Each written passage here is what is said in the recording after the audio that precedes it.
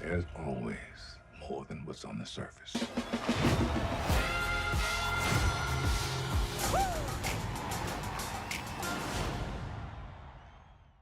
Now You See Me Too is directed by John M. Chou with a screenplay by Ed Solomon and a story by Ed Solomon and Pierre Chiarelli. The film stars Jesse Eisenberg, Mark Ruffalo, Woody Harrelson, Dave Franco, Daniel Radcliffe, Lizzy Caplan, Jade Chou, Sanaa Lathan, Michael Caine, and Morgan Freeman. According to IMDb's plot synopsis, the Four Horsemen resurface and are forcibly recruited by a tech genius to pull off their most impossible heist yet. The first film was a total guilty pleasure, and I told you guys on a critical level, it's not really that great of a movie. On a more watchable, if you are looking for something to just pass the time, you want something that you know is complete nonsensical, that movie will give you that. That said, it was a financial success for Lionsgate at the time, made them a lot of money, so it was inevitable that a sequel was only going to be given to us at some point. Clearly, there was a lot of people who really love this movie that they are like, I want to see more of these magicians pulling off these incredible heists. 3 years since the first film, this second film was released.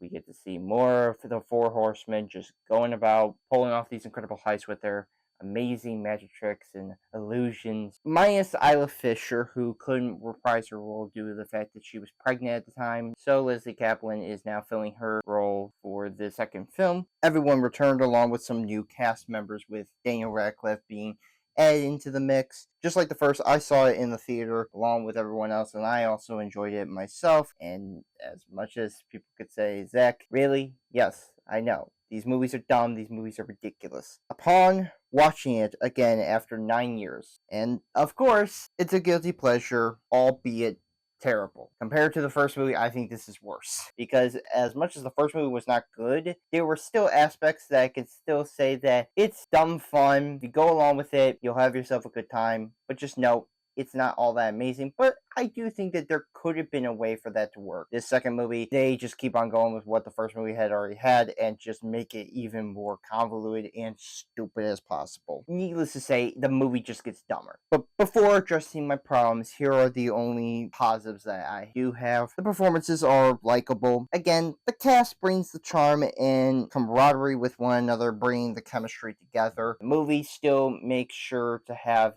all the Four Horsemen, Jesse Eisenberg, Woody Harrelson, Dave Franco, and now Lizzy Caplan. They have good banter between each other and having good dynamics with one another. Same with Mark Ruffalo when he's interacting with them or other characters. He also does a decent enough job. Daniel Radcliffe, I think, is entertaining, although I will get into my problems with character. But I do think he is charming. If there's one actor I do think can still keep you entertained, I think Daniel Radcliffe has broken the Harry Potter curse to where he can still wow you into a role, into what he is playing. And then, of course, you have Morgan Freeman. Morgan Freeman's just who he is, and he just knows how to bring along the really interesting and soulful part of the film.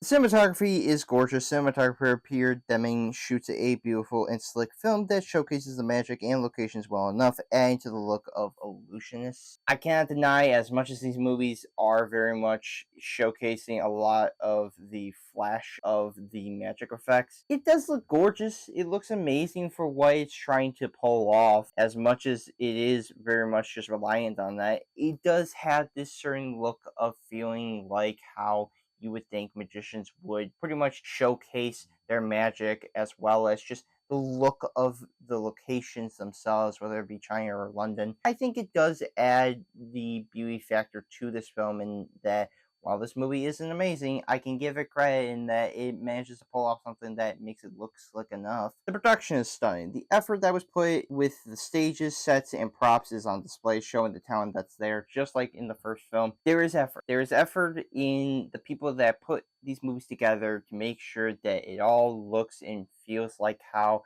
a magic film would look like, and also pulling off heists. Again, the amount of people that put in the work with this movie is there. There is no denying that. If there is one thing I can give props to this film, is that they are able to pull off what this movie needed to be. That said, this was just another lazy and messy film, but rather sequel, that becomes more convoluted than the first, which is kind of surprising to me, because you would think that, alright, well, the first movie was very much convoluted with what it wants to be. Should we try to fix that? Nah. Here are now the negatives. The direction is flashy. Director John M. Chou handles the film with style but no substance, just like how Louis Leterrier did with the first film, putting more emphasis on the style than being balanced. I think that is the major problem that I've had with both of these movies, in that while on a dumb, ridiculous level, it fits, but if you want actually ask me about directional wise, their style isn't on display. And on top of that, I just don't feel like they are able to balance out the heist and the magic all that well. It's almost like is having a hard time of trying to juggle all this together, and it's just not doing super well. And even though I would probably give a little bit more to John M. Cho, because at the very least, I feel like he wants to lean into the magic more than Louis Leterrier did. That said, I just do think that there is an imbalance when it comes to trying to be about the heist and be about the magic stuff, and it just never meshes all that well. Even though this premise could do that, it just doesn't. The pacing and runtime is absurd. Scenes will go on too long and be dragged out. With a runtime of 2 hours and 9 minutes, it's ridiculous. Why is it over 2 hours? The first movie, as much as is totally insane, I give it credit. It's a short film. It is under 2 hours. It's close, but really under 2 hours. For that, I cannot get mad about it. This movie I can't, because why is it that a movie, or rather a sequel, is longer than its first? I don't know, but to me, this movie drags out much further than it needs to.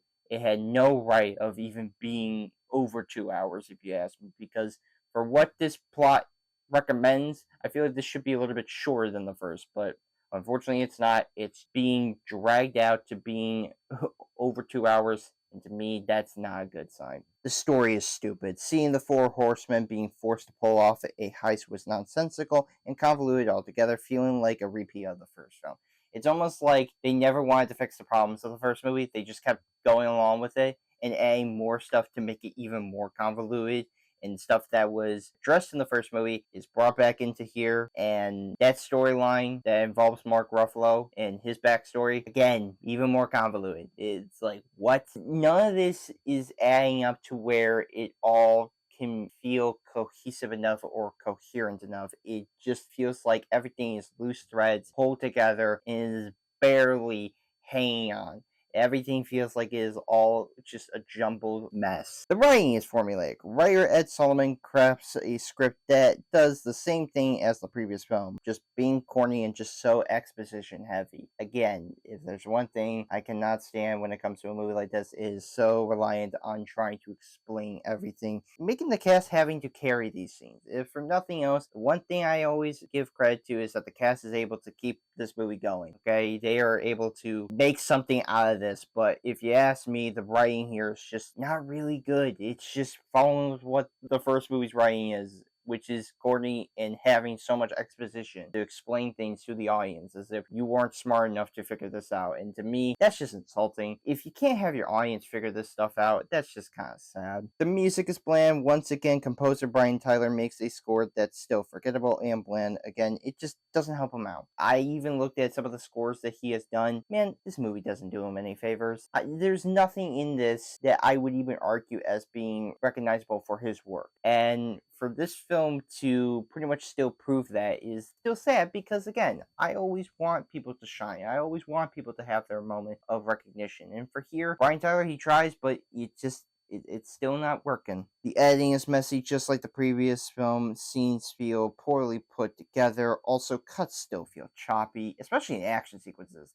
When action sequences happen, it's just poorly made on how it is all put together, because it feels like it is so choppy in trying to quick cut editing all this bullshit. And to me, that's the thing that frustrates me the most, whenever you have quick cut editing, because you just feel like the actors can't do all the action themselves, or you feel like it needs to be more frantic. And to me, it's not working out, and that's just the thing I don't like when it comes to editing. The editing of how even they do exposition dumps is also choppy as all hell. The villains are boring. Besides the performances of Daniel Radcliffe, the antagonists are just so generic and uninteresting. Ain't nothing to be fun. They seem like they are trying their best with what they are given. Again, Daniel Radcliffe, He is a phenomenal actor. I have seen this man go on after Harry Potter give good performances. Here, this man's trying. He is really trying. And while he is making you feel like he is charming and likable, that said, the script's just not giving him enough in terms of being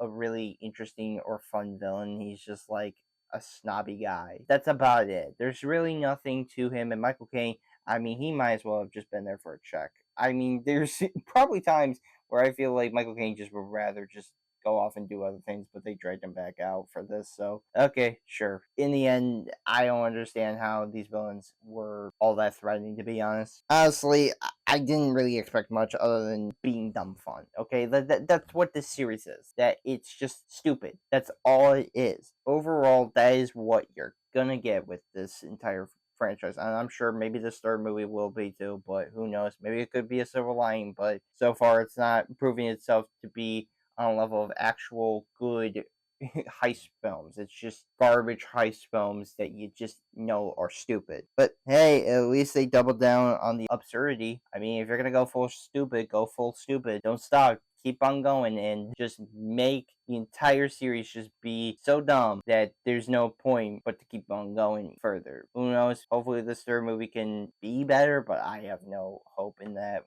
especially after rewatching them. Yeah, just chalk it up to just always being a guilty pleasure series. I'm gonna give Now You See Me to a 3 out of 10. This is just a terrible sequel. It is by all means just a film that, hey, the first film made a lot of money, so let's make a second one. And with this movie also making a lot of money, make a third one. Even though I'm kind of surprised it took them this long for a third movie to be coming out. But hey, I mean, if this series wants to keep on being how it is, by all means go for it. But really, this and the first movie are just stupid. That's all. That's the best word I can describe this series. They're just stupid, but dumb fun. So now I'll be reviewing the Knives Out film, starting out with Knives Out. So yes, look forward to that review and other reviews coming soon.